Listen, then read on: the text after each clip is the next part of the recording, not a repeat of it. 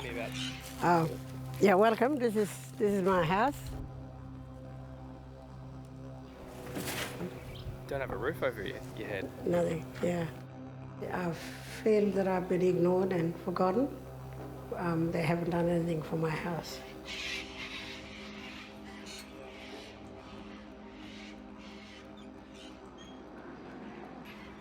On March 15, 2022, a storm ripped Anne Leonard's roof clean off.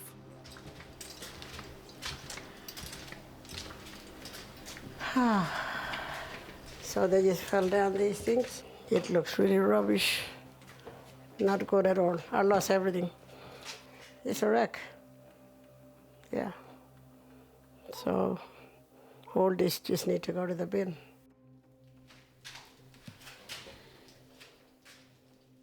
The house is owned by the Western Australian government. The 65-year-old has been pleading for someone to fix her home for more than 2 years. She decided to stop paying rent. It's frustrating. Once I called home and, yeah, never been fixed. Waited too long, 2 years, to get to you guys, you know. I thought that I would have the support.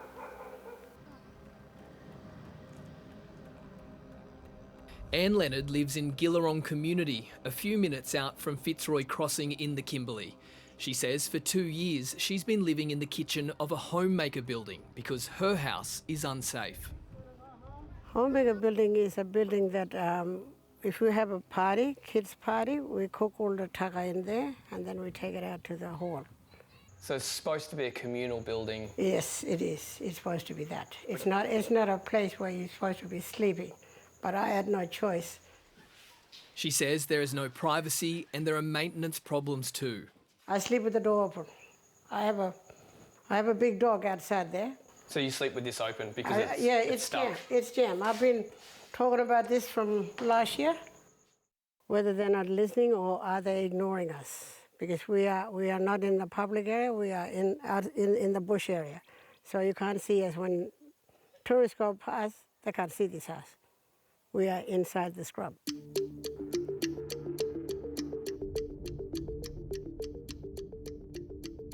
Across the Fitzroy River, Eric Bedford moved into this house in 2016, which has large gaps in the backyard fence. He has 2 children with a disability. As a parent, you'd like to let your kids out the backyard and have some fun.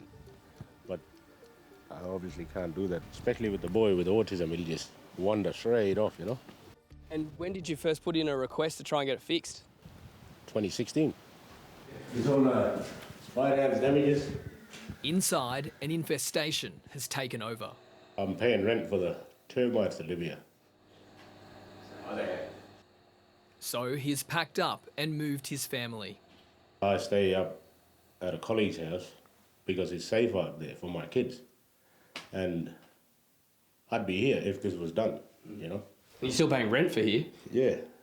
Like, you know, if they'd have fixed the stuff, then maybe I didn't have to leave, you know. In the nearby community of Bailu, residents say they've waited months for plumbing and sewerage issues to be addressed.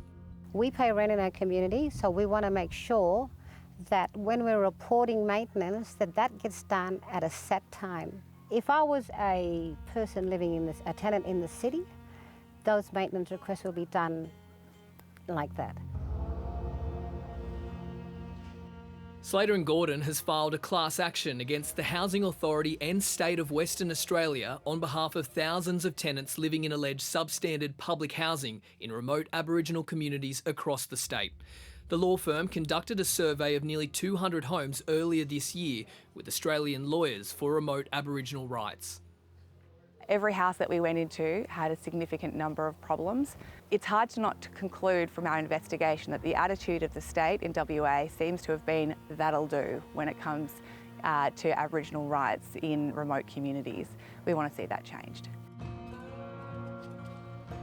The legal claim alleges the WA government has failed to maintain and repair these properties, breaching residential tenancy agreements and consumer protection laws. There are more than 3,000 homes where the state government is the lessor. We say that as the landlord, the state has to uphold its end of the bargain. It can't just collect rent and do nothing. Last year, the High Court handed down a landmark ruling on a public housing case in the Northern Territory.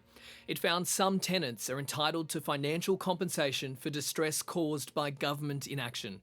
Dan Kelly was part of the legal team in that case. Nice to see you. Did I see This you class action arose because of the work we did in the Northern Territory, showed that there was this pathway for communities to take collective action. With lawsuits underway in the Northern Territory and now here in Western Australia, 730 understands similar class actions are also being considered in other states. Remote housing in Aboriginal communities right across Australia is in dire straits. People are suffering, it's been going on for decades, and it's about time that we put it right. A spokesperson for the Department of Communities said they were unable to comment on the class action as it is before the court. They said funding and construction was previously a shared responsibility with the Commonwealth, but that ended in 2018. The WA government announced $350 million towards upgrading essential services and high priority refurbishments last year. Oh, it's really sad. I don't think any community would want to go to this level of taking a class action suit, but it's come to this, and we have had this issue presenting for a very, very long time. The main thing we want is it to be addressed. We want a fair system working in place for us like anywhere else. Anne Leonard's home would be included in this class action. A spokesperson from the Department of Communities says it has assisted Anne since the storm and that it is likely her house will be demolished. But she says it's only since speaking to 730 that she's finally getting answers about where she will live. I'm very frustrated because this is 2 years. It's not 2 months, it's 2 years. And nobody been listening to me for all those years.